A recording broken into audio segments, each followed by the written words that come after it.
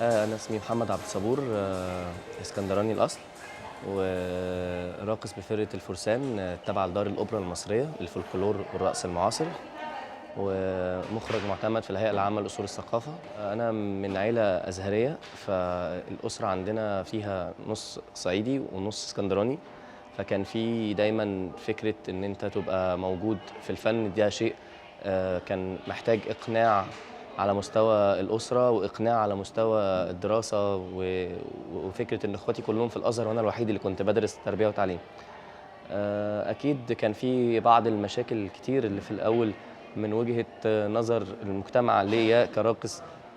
شكلك، وجودك في وسط المكان، إن أنت راقص لفظاً، ده بيؤدي في النهاية إن أنت بتحاول تبرر، والمفروض إن إحنا وإحنا بنفن أو في أي مكان تاني بنتعامل مع حاجة اسمها فن، بيندمج معاها مصطلح الحرية والإبداع بلا حدود، وده بيخليك طول الوقت لما بتوجد مبررات ممكن كتير بتحس بضيق نفس وعدم إقناع من اللي حواليك أو اقتناع بيهم.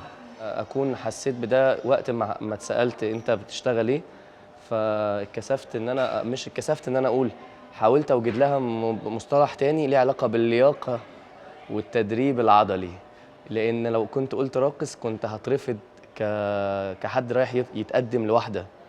وده لأن احنا في مجتمعنا الشرقي شوية والمصري بالأخص عندهم فكرة منغلقة شوية على عن فكرة الرقص، إن هو هز وسط يعني. هبة الكندري، عندي 25 سنة، برقص في فرقة الفرسان بقالي سنتين وشوية. لما حد بيسألني عن مهنتي بقول ان انا بشتغل في دار الأوبرا في فرقة الفرسان، برقص كونتمبري دانس ومودرن.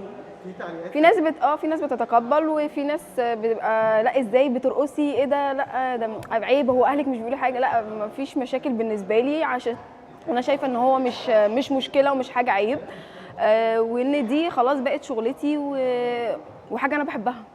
فما عنديش مشكله ان حد يكون مش عاجبه ده، هو ممكن يكون مش واصله له المعلومه ان الرقص ده حاجات كتير، يعني كذا حاجه، مش رقص شرقي. هم فاكرين الرقص اللي هو الرقص الشرقي، لا، في حاجات كتير، في انواع كتير قوي من الرقص.